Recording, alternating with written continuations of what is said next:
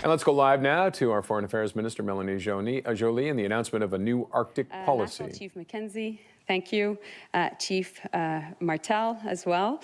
And also Paul Egot. Et j'aimerais aussi remercier tous les ambassadeurs qui sont ici. All the ambassadors here today. It makes all the difference with the work that I've been able to do with our foreign ministers and you as well. Canada is an Arctic nation because of our geography, but especially because the Inuit have been caring for this land for generations. In all these years, we have shared management of the Arctic and Nordic regions with the Indigenous people. Today, alongside other Arctic states, we have maintained peace. Guardrails that prevent conflicts are increasingly under immense strain. Russia's illegal invasion of Ukraine has led us all to ask, who's next? It is clear that Russia has no red lines. Its designs on the Arctic and its resources are well known. They're, after all, our neighbor, and we have to take that into account. But what is new is that Russia is increasingly dependent on China because of its war in Ukraine. It is reversing its historic posture by opening its Arctic to China.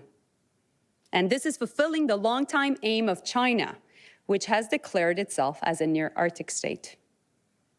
Russia's military is more aggressive in its incursion into the Arctic. And now China has begun to launch joint operations with Russia. We're seeing more ships in the Arctic, and they're not only doing scientific research. All that is happening while Arctic sea ice is melting. Shorter maritime routes between the Indo-Pacific and Europe are opening. Competitors are seeing new opportunities to exploit natural resources in the Arctic. And what is happening in the Indo-Pacific and in Europe is becoming more than ever connected. The Inuit, First Nations and Northern communities have been warning us about the changing landscape in the North for some time. Not just the physical changes caused by a rapidly warming climate, but also changes to the geopolitical landscape. Foreign state actors are increasing their activities in the North, and not just on land and sea. We see disinformation and propaganda to undermine our democratic institutions and divide Canadians. We see the targeting of diaspora communities and dissidents, cyber attacks, and espionage. And I can firmly tell you that this is not just a problem that is unique to southern part of Canada. There are northern communities who tell us about being approached by state actors looking to buy land and exert influence in those remote communities. Canada is an Arctic nation, and we are at a critical moment. The Arctic is no longer a low-tension region.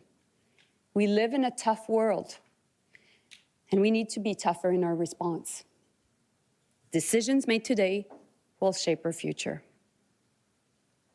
And that's why today I'm pleased to launch Canada's new Arctic foreign policy.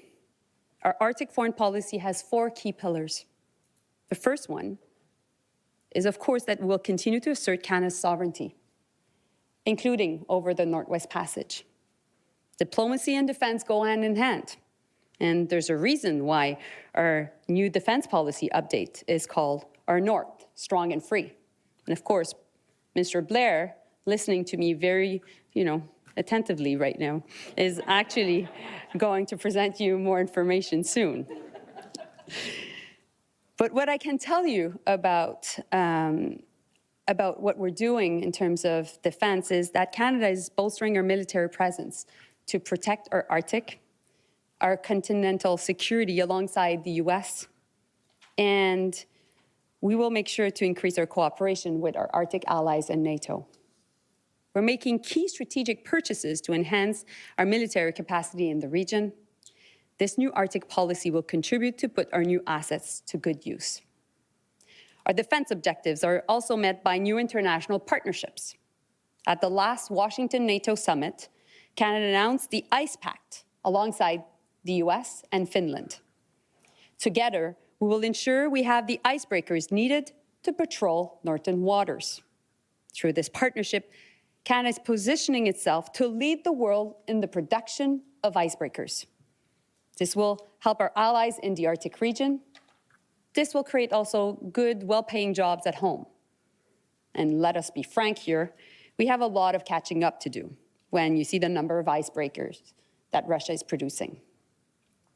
And under this pillar, we'll also share intelligence with indigenous communities and territorial premiers so they can fully participate in decisions involving their safety and their security. The second pillar is advancing Canada's interests through pragmatic diplomacy. Rising geopolitical competitions means that we need more eyes and ears in the north. We need to even have stronger ties with our Arctic allies, the United States and Nordic countries. The Arctic will be key in our engagement with the US. The US is our closest partner and will continue to be as we invest in Arctic security with the new policy, the Arctic foreign policy, as its foundation. We'll also work closer with our like-minded non-Arctic states, especially in the North Atlantic and also in the North Pacific. Moreover, with Alaska in the west and Greenland in the east, we will open new consulates in Anchorage and Nuuk to be there where it counts. Le troisième pilier traite de notre leadership sur la gouvernance de l'Arctique et quant aux défis multilatéraux. Governance of the Arctic and its defense. Since Russia's illegal invasion of Ukraine, we have been taking account. Since then, we cannot pretend that nothing has happened. Within the Arctic Council or any other forum, we will continue to work. Despite this political commitment, the Arctic Council will continue its excellent work as the main forum for Arctic affairs. Permanent members of the Council play a key role in its activities. They're in contact with regular populations in the Arctic, and we have heard the importance of the efforts of maintaining the Arctic Council. In the 8 Arctic councils and countries, 7 of them are members of NATO, and we protect them all. Canada is proud to be the first country to have ratified the Finland's accession and Sweden's to NATO. Ministers of Foreign Affairs back in September and the 5 Nordic countries support Denmark, Norway, Sweden, Finland, and Iceland, in addition to Greenland and Faroe Islands. We discussed our shared concerns on security, and this dialogue has definitively contributed to moving forward these discussions. With the U.S., once again, I met with the U.S. earlier this week when we were all in Brussels on the sidelines of NATO. This was just the beginning, and we will continue this dialogue on issues of security in the Arctic. Our fourth pillar is focused on people and ensuring we have the right voices around the table. Canada will now have an Arctic ambassador. We'll also find new ways to enhance representation of Indigenous peoples on the world stage and advance their priorities with international counterparts. Au cours des derniers mois, j'ai eu la chance d'échanger à plusieurs reprises avec des gens du Nord et des représentants from the North and representatives of Indigenous communities.